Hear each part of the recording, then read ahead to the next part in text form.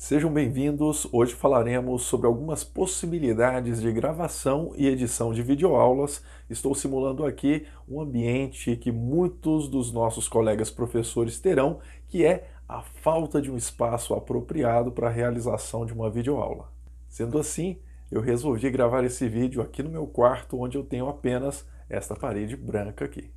A primeira dica de iluminação é utilizar a luz natural. Se você estiver em um ambiente fechado, você pode utilizar, por exemplo, uma ring light, uma luminária japonesa que atualmente está sendo bem difundida aí na internet, ou então softbox. A segunda dica parece óbvia, mas não é. Coloque a iluminação na sua frente. Se tiver à sua disposição, coloque também algumas luzes de fundo mais fracas para recorte e preenchimento. Se for possível, grave em um ambiente mais agradável com alguns elementos de fundo ou utilize chroma key, que são aqueles fundos verdes que podem ser editados para transposição de fundos mais interessantes. No meu caso, por exemplo, eu estou em um ambiente fechado, no meu quarto, com a janela fechada, duas softboxes colocadas numa angulação para diminuir a possibilidade de sombras nessa parede branca. Inclusive, nessa parede eu posso chegar mais para o lado e utilizá-la para apresentar algumas informações relevantes da minha videoaula.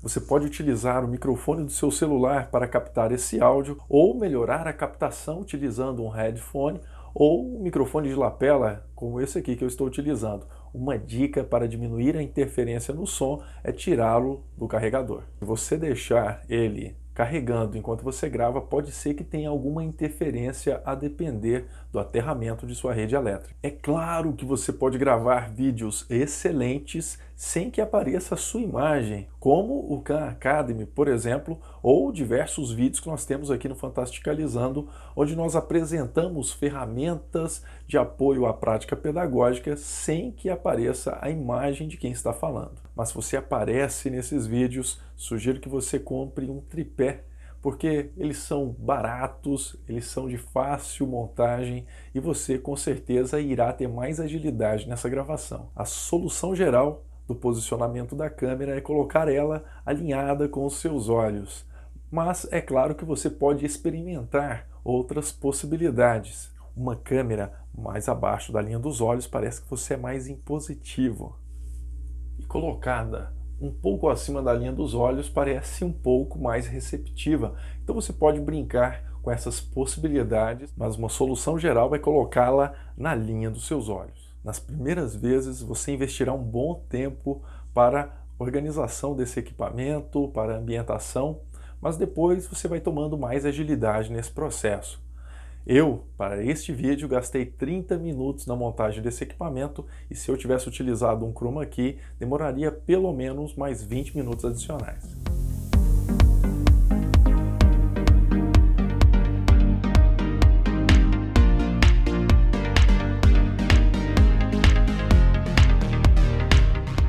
Agora nós estamos com todo o equipamento montado e dê uma olhada na diferença que faz a iluminação branca para a iluminação do meu quarto. Olha só, uma grande diferença, não é? E agora que você tem o seu equipamento, vamos pensar nas diferentes estratégias para as videoaulas, pensando também no roteiro, na gravação e nas diferentes formas de editar esse vídeo. Se você fizer um roteiro para essa videoaula, você irá reduzir muito o tempo de gravação e edição. Quanto mais elementos tiver a sua videoaula, mais tempo você economizará tendo um roteiro em mãos. É claro que você pode gravar uma aula mais natural, com um quadro branco, por exemplo, ou utilizando slides como guia, mas mesmo assim, se você tiver um roteiro, você vai ver que a sua aula ficará muito mais interessante. Este aqui é um roteiro que fiz para uma videoaula explicando uma de minhas metodologias, o Sumae. Destaquei em azul que precisaria falar com fundo do tipo chroma key e o que gravaria somente o áudio posteriormente.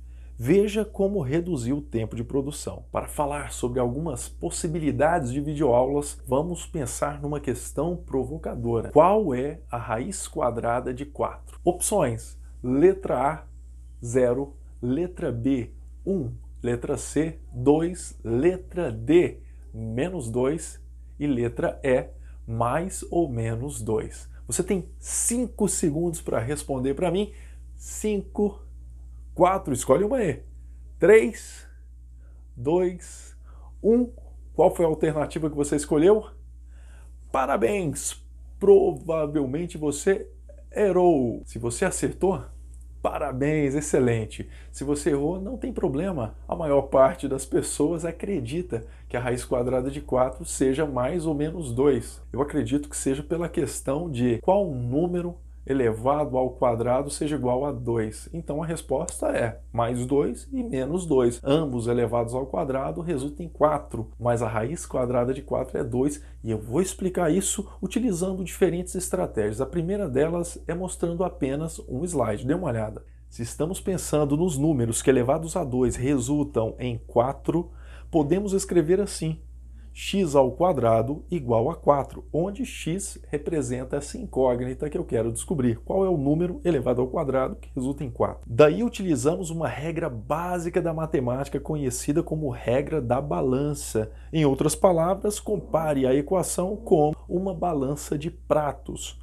Tudo que eu fizer em um prato, faço em outro. Assim ela continuará sempre em equilíbrio. Em analogia, tudo que eu fizer de um lado da equação, posso fazer do outro, mantendo aquela igualdade verdadeira.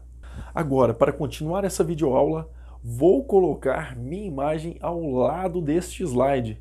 Note que a apresentação se torna um pouco mais humanizada, mas é claro que pode causar sobrecarga cognitiva pela quantidade de elementos visuais que tem na tela para alguns estudantes. Para tornar essa apresentação ainda mais natural, eu vou agora utilizar um papel. Vou começar a escrever aqui em um papel a mesma questão que está aí. Dá uma olhada. X ao quadrado igual a 4. E aí eu vou começar a utilizar a regra da balança. Vou aplicar a raiz quadrada dos dois lados. A raiz quadrada de x ao quadrado é igual a raiz quadrada de 4. Eu utilizei a regra da balança. E aí a raiz quadrada de x ao quadrado é igual a módulo de x. Dá uma olhada. E raiz quadrada de 4 é 2. Eu vou dar um passo mais adiante e trocar essa folha de papel por um tablet. Dá uma olhada como é que fica agora. Se eu tenho que módulo de x é igual a 2, que número cujo módulo é igual a 2? X é igual a mais ou menos 2 e está explicada a questão. Dê uma olhada que a raiz quadrada de 4 é 2, mas os números que elevados ao quadrado resultam em 4 são menos 2 e mais 2. Eu poderia ainda utilizar um chroma key, de forma que a minha imagem não ocupasse tanto espaço na tela. Vamos analisá-lo com cuidado. Agora eu vou apresentar para vocês 4 editores muito bons e também vou mostrar os pontos principais que você utiliza numa edição independente do editor. Primeiro,